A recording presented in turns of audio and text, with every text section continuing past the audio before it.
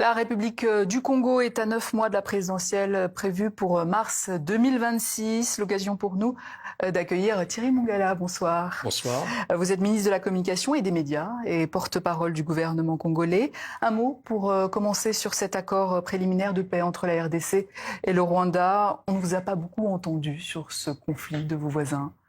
Écoutez, nous sommes préoccupés justement parce que ce sont nos voisins. Et nous sommes même aux premières loges, comme vous l'imaginez. Donc, tout accord de paix, et là, les choses semblent se préciser, est pour nous une excellente nouvelle. Pour nous et surtout pour le retour de la paix et la stabilité dans la sous-région et dans ce pays dont les populations, bien entendu, souhaitent que la stabilité et la paix soient de retour. Dans l'actualité internationale, Donald Trump impose un nouveau travel ban à 12 pays, dont le Congo. D'après la Maison-Blanche, cette interdiction d'accès au territoire américain a pour but de protéger les États-Unis des terroristes étrangers et d'autres menaces à la sécurité nationale. Est-ce que vous trouvez que cette décision de Washington est justifiée? Écoutez, justifiée ou pas, il s'agit d'une décision vis-à-vis de laquelle nous devons prendre note et acte. Ce qui est important, parce que ce décret a été rendu public, c'est de vérifier pays par pays quelles sont les raisons qui ont été avancées par l'administration du président Donald Trump.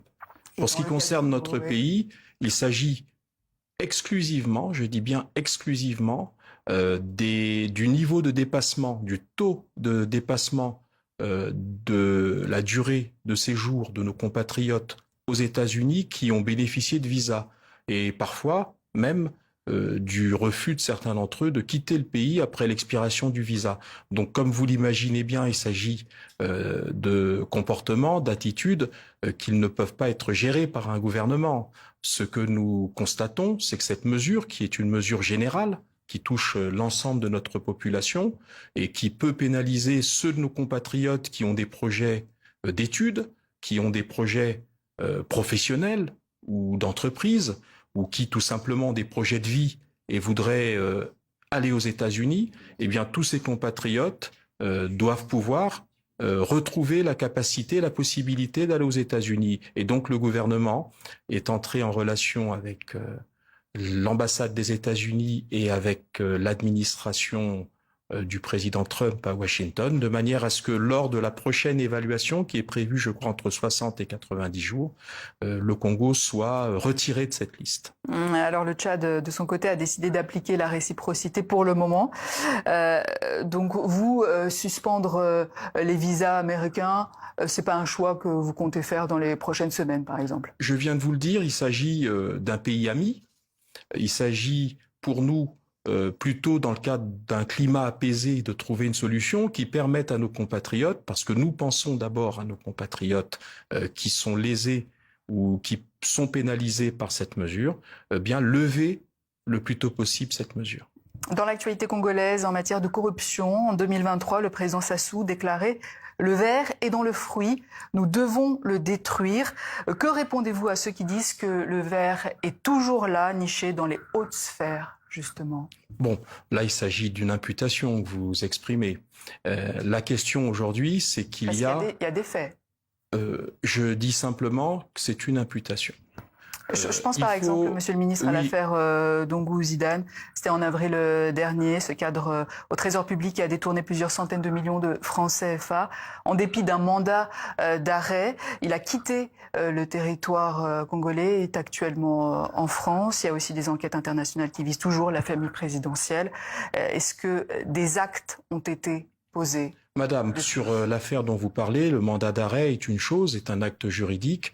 Eh bien, ce citoyen a, et je crois que ça arrive aussi dans certains des pays les plus avancés, dont celui dans lequel nous nous exprimons, vous et moi, aujourd'hui, où des individus se soustraient à la procédure de justice qui est engagée ou qui risque d'être engagée contre eux. Vous n'êtes pas responsable de ça. Non, on dit simplement que il y a des situations qui sont des situations qui sont appréhendées par le pouvoir judiciaire, puisque votre question principale, c'est est-ce qu'il y a des mesures effectives dans le cadre de la lutte contre la corruption? Il y a d'abord un cadre juridique qui a été rénové, et nous l'avons fait en concertation avec nos partenaires. C'est un cadre juridique très novateur, qui permet par exemple que tous les cadres, depuis le sommet de l'État, en passant par les ministres, les hauts fonctionnaires, nous faisons des déclarations de patrimoine qui sont vérifiées, qui sont contrôlées. Alors quand vous parlez effectivement du ver dans le fruit, ce que le président a déclaré, oui.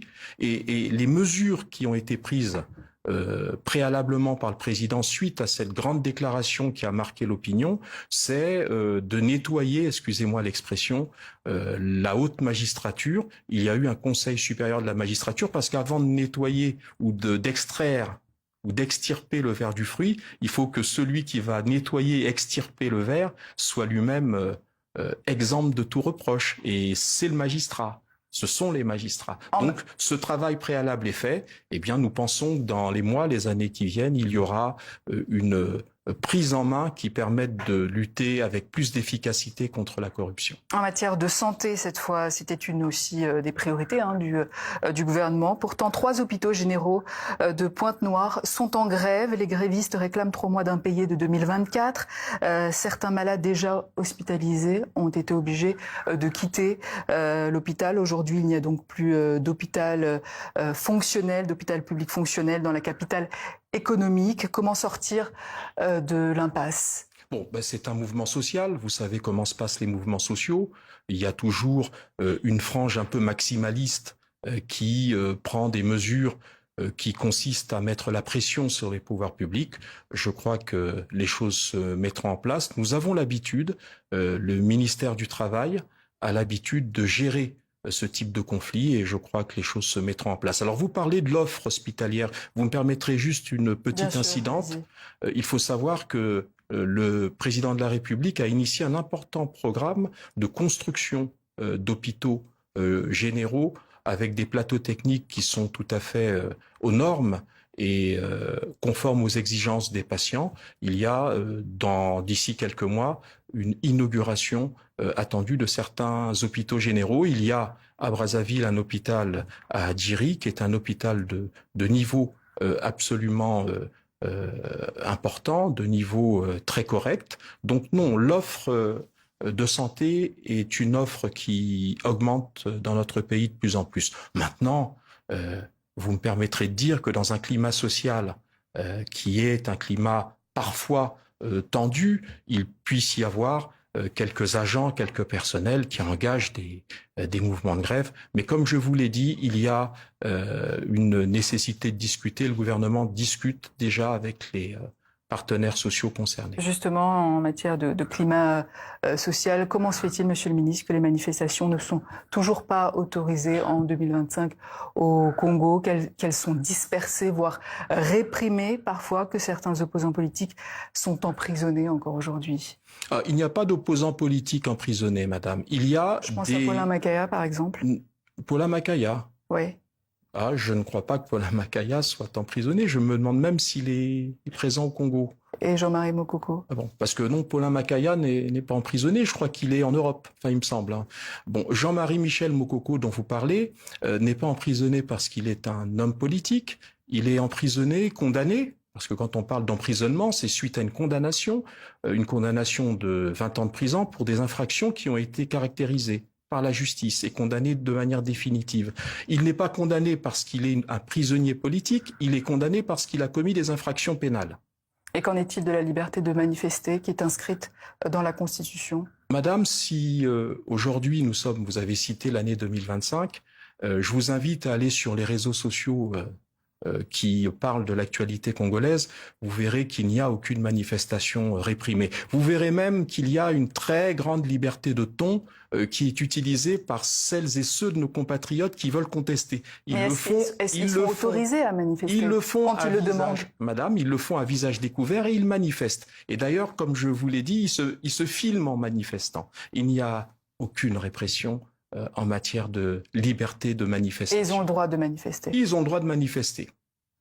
Monsieur le ministre, merci Thierry Bongala, ministre de la Communication et des Médias et porte-parole du gouvernement congolais. Autre